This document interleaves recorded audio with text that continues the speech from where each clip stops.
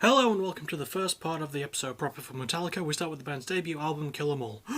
Released in 1983, it would come out through Megaforce Records and it would be produced by Paul Curcio.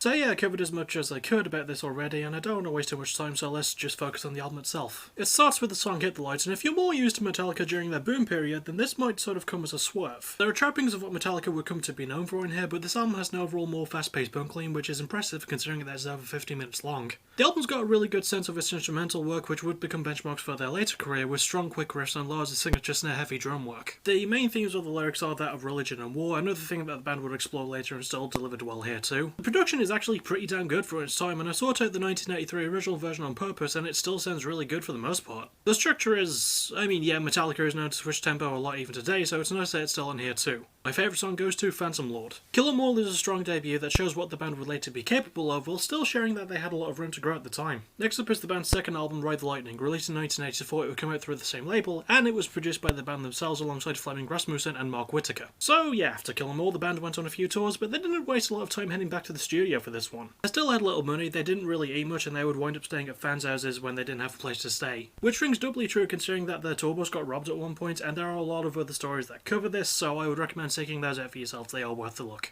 Onto the album, which starts with the song Fight Fire with Fire, and it provides a lot of fuel for the album. You're welcome for that one. But yeah, it starts the album's pacing well, leaning more to the thrash style that they essentially cultivated on their debut, and I like how it's a bit more on the metal side too, which shows quite nicely on the riffs. The lyrics are expanded upon from last time with themes of self-loss, being frozen, and the law, as you do. The performances are turned up a notch, with James having more confidence in his vocals, and their sense of timing and maturity growing a lot too. The production is really good again for the time, with a better layering to things and a live, raw feel to it all. And it's even got a good structure to it too, filled with some nice turns to flow naturally with the rest of the album. My favourite song goes to For Whom the Bell Tolls. Ride the Lightning can feel a tiny bit rushed, but the band really do expand their horizons in a lot of creative and fun ways, so I don't mind it. Next is the band's third album, Master of Puppets. Released in 1986, it would be their first through Elektra Records, and it was produced by Flemming Rasmussen and Metallica once again. So yeah, the band toured a lot, even hitting up the UK and getting to play with Bon Jovi of all people. But this album is sadly known as the last with bassist Cliff Burton after he passed away in a bus accident. Rest in peace, you absolute legends. That being said, we should focus on the album, which starts with the song Battery, and well, if you wanted to know where Metallica fully became Metallica, this album was definitely it. Battery is a good showcase of the band's signature technical complex riffery, and that does continue throughout the rest of the album in a lot of fun ways. The lyrics are a lot darker in tone, with heavy themes of war, insanity, and Cthulhu, yes really, and they're actually brought across quite well with some really good consistency. And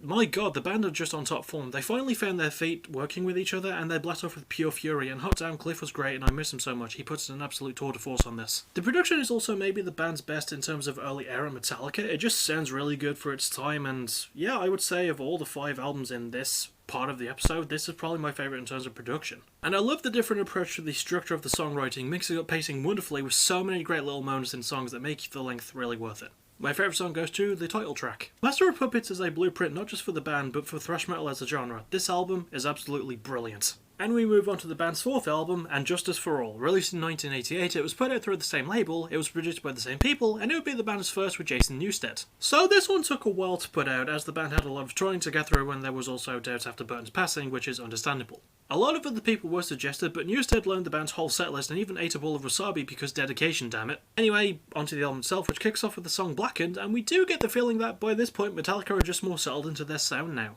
The instrumental work is again pretty rich in its delivery, with more complexity to the style as Anzi riffs. The lyrics again address the themes of war and injustice and even censorship, not veering too far from what they usually do, but it does work for them. The performances are solid, and they're more comfortable in their style as well, which is nice, even if Jason can feel a bit left out on the bass front. Which brings me to the production, which is sort of dry in areas. It does lack the organic feeling of their last few, I'll say that much, and again, Jason Newsted's bass work is really buried under it. It's not good. The structuring is nice though, it's got a decent pacing, and the band again find good ways to switch the tempo at really good times. My favourite song goes to Harvester of Sorrow. And Justice for All isn't as strong as Master of Puppets, but it's still a good follow-up, and Jason Newsted fits in quite well when you can actually hear him. And finally for part 1 we reach Metallica's 5th album, Metallica. Released in 1991, it would be released through Elektra, and it was produced by Ulrich, Hetfield and Bob Rock of all people.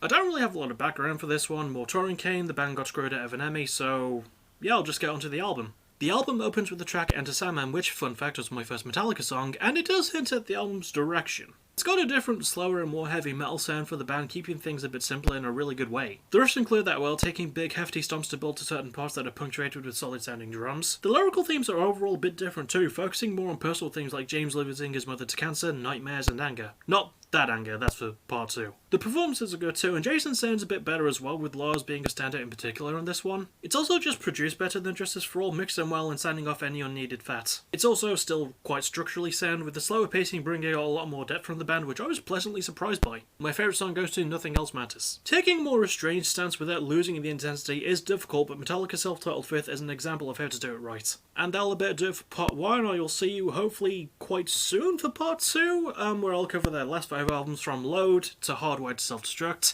Let's see what's next. Hopefully tonight, PBW versus AVW stream, unless I don't get the editing on this finished until like some other point in the week. But yeah, for context, today is May the 25th on Tuesday in 2021. So yeah, I will be streaming PBW vs AVW tonight, and hopefully I'll be able to get part 2 of this episode out before the week is out. And I hope you've been liking it so far, Steve. And as for you, as for everyone else, thank you for watching. You're awesome. Bye bye.